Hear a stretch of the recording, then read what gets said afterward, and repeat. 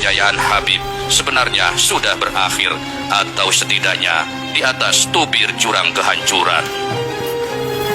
Setelah habis-habisan digempur oleh tesis Kiai Haji Imaduddin Usman Al-Bantani, dan mereka benar-benar kehabisan energi untuk melakukan perlawanan, kini klan Ba'alawi juga harus menghadapi gempuran dari ulama muda Kiai Haji Ja'far Shodiq Fauji, pengasuh pondok pesantren Abu Samsudin, Batu Ampar, Pamekasan, Madura, yang telah merampungkan risetnya yang membuktikan bahwa Ubaidillah, datuk para Ba'alawi itu, ternyata merupakan representasi dari sosok Ubaidillah bin Maimun Al-Qodah Al-Fatimiyun yang mendirikan dinasti Fatimiyah dengan pusat kekuasaannya di negara Mesir saat ini.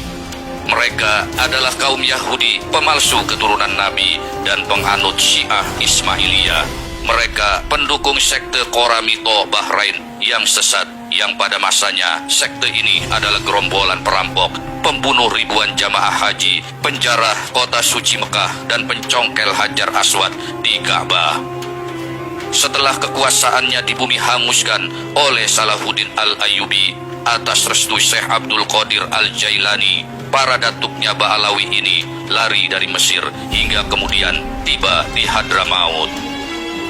Kiai Ja'far bersama Gus Hasan yang konsen meneliti leluhur para habaib ini telah menarik perhatian Wakil Presiden Indonesia ke-7 Kiai Haji Ma'ruf Amin, sehingga beberapa waktu lalu telah dipanggil oleh sang mantan Wapres untuk merepresentasikan hasil penelitian mereka.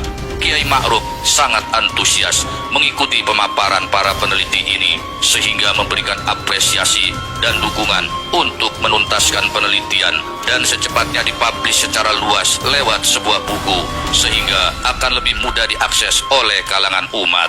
Tak lama lagi, buku berjudul Ketidakabsahan Nasab Ba'alawi akan beredar secara luas dan menjadi bom nuklir menuju kehancuran klan Ba'alawi.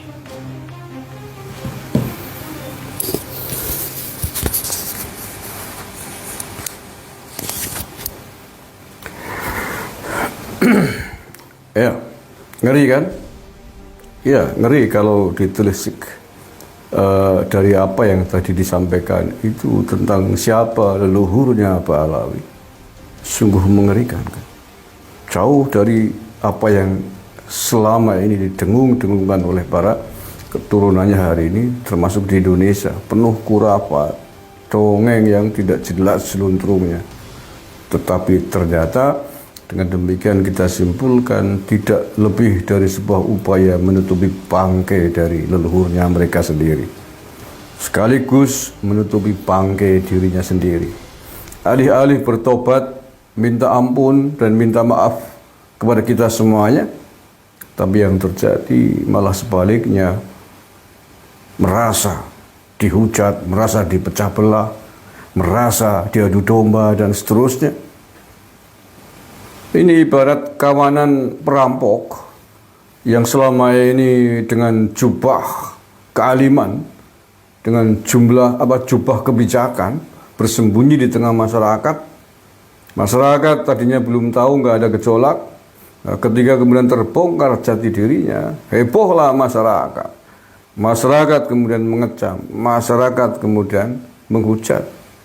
Wajar, karena kemudian mereka tahu, mereka sadar ternyata yang selama ini membersamai, selama ini dagung-dagung adalah perampok. Kalau kemudian warga resah, geger, wajar. Bukan warga masyarakat yang membuat geger, bukan warga masyarakat yang kemudian mengadu domba, menghujat. Tetapi karena borok Anda sendiri yang membuat masyarakat geger, borok Anda yang terbongkar, inilah kemudian menjadi warga masyarakat geger. Jangan dibalik-balik, Mas, Bro, ya. Nah, ya, jangan dibalik-balik. Maka kita semua hari ini yang telah mengetahui jelas tentang siapa mereka sebenarnya, siapa mereka leluhurnya, jati dirinya, reputasinya dalam sejarah Islam dulu seperti apa, ya sudah, jangan diam saja. Jangan diam saja. Ketika mereka tidak meminta maaf, ketika mereka justru melawan, ya apa boleh buat. Kita harus melawannya bersama-sama. jumlah mereka kecil, jangan macam-macam kalian. Kalau kalian terus-terusan tidak minta maaf kepada umat Islam di Indonesia, khususnya warga Nahdliyin di Indonesia, jangan tanya dampak resiko akibat yang akan menimpa Anda waktu depan ini.